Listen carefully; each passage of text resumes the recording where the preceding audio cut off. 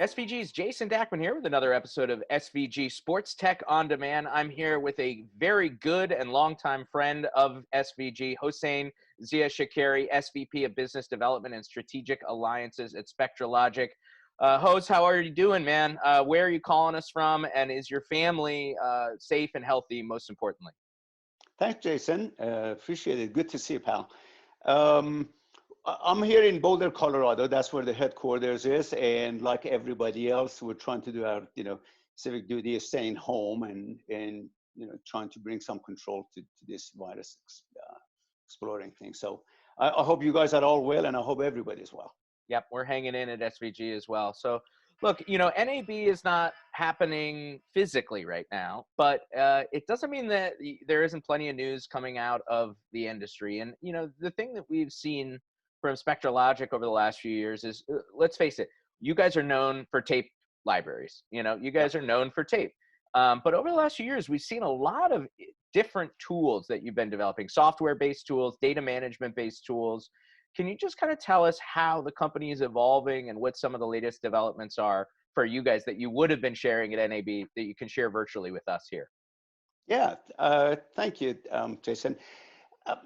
As you said, over the last 7 or so years or so, as we saw the market shift and the technology shifts that were happening, it was very clear that our role was going to change, and it's going to, we had to adapt to the market needs and everything. So we have developed quite a slew of software products in conjunction with our storage solutions. We can now provide storage solutions in likes of intelligent and automated tiering. We can do a lot of, we have a lot of software tools for discovery and reporting, control and reporting, so that we can provide more tools for folks to manage not only their infrastructure, but also to do better storage planning and all that. But as we've seen that, a lot of end users, they have a lot of legacy architectural models and all that. So we've seen tremendous amount of technology shift because, things are just so much more dynamic and moving fast and all that. So there's a lot of technology refresh that is going on. So we can provide a lot of services on top of a lot of our hardware and storage products that we've got, whether it's NAS or tape or object storage and all that. So we can now provide end-to-end solution to storage and data management need of any of our customers and all that. So our role, and we do quite a bit more now for our customers, and that's what we want them to know.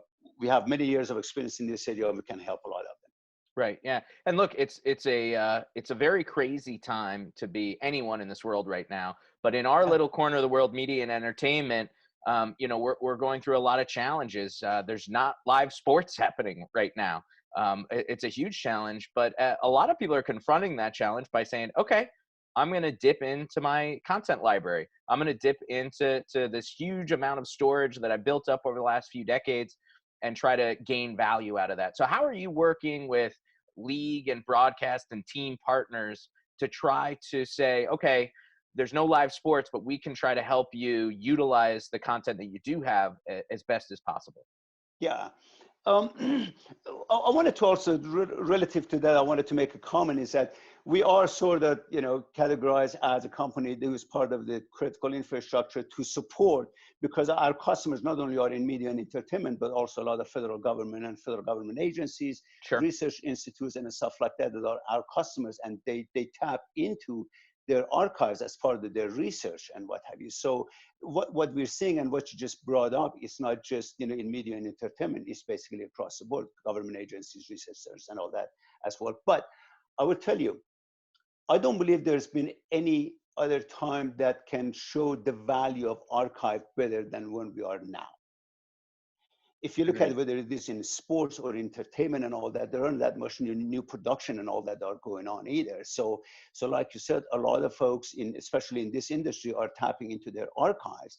And that, I'm not even sure that the term archive anymore applies. It is now central to the operations of all these entities, especially in the sports and all that. So if anything, we have more and more conversations about the uptime and the higher availability of it. And we have a lot of discussions nowadays on how to make sure that the archives are more available and more accessible relative to their operation, because that is basically what content is coming these days. So it's interesting, a lot of the conversations we're having. I'm sure, yeah. And you'll continue to have conversations as we move through this. And at some point, we will come out the other side of this. There will be live sports again. There will be, live studio production again, and so on. But it will be a different world. I think we all know that sports productions and studio productions are going to look different. There'll probably be more demand for remote access. Cloud and hybrid cloud solutions, I'm sure, are going to see more interest. So I'm not asking you for a crystal ball here or anything like that, but how do you see this situation impacting the way that media and entertainment companies produce content and store content long term once this kind of hopefully subsides? Yeah. Well, I think if there was any question doubting about the new model, the new hybrid, take advantage of cloud, whether it is private or public, or just this whole, or operating at a more global level and what have you, if there was any doubt, it's gone. Yep. So the new platforms are going to have to be a lot more flexible and take advantage of, the cloud architectural models to take advantage of that. In fact, it's interesting because a lot of the conversations that we are having is in fact along those lines. And, for us, fortunately, we've been planning and we've been architecting a lot of solutions along those lines as well. And, you're going to see from us basically more announcement in terms of technologies that enables to take advantage of things so that you can bring in on-prem, off-prem, remote operations and all that more seamlessly into one. There's tremendous amount of development on this side. One of the things that I've seen, Jason, is, we're very adaptable. And a lot of folks now have more time and they're operating from their home and all that. They have a little bit more time in their hand to sit down and being away from day-to-day craziness that typically happens at broadcast center or at data center. They're sitting down and looking at things at a deeper level. They're looking at things at a new architectural model. How do we establish infrastructures moving forward? Because this is going to be, this is not the last time this thing's going to happen. And everybody's learning that we're going to have to truly update the infrastructure, expecting that this will be the new norm, that we're going to operate this way. So we will see a lot of new infrastructure refresh and revisit of a strategic view of this whole thing. I think technology as a whole, taking advantage of technology in the best possible way, and how best to manage data is going to be the centerpiece of everybody's strategy moving forward. Those two together is going to be the name of the game. No question. Yeah. And it's going to be interesting times and we'll all get through it together. And I'm sure you'll be working with your customers and with all our SVG members as well. So Hossein, thanks so much. Always appreciate your support and really appreciate you taking the time today. You betcha. Thanks a lot. Appreciate the time. For more episodes of SVG Sports Tech On Demand, stay tuned to sportsvideo.org and the SVG YouTube channel.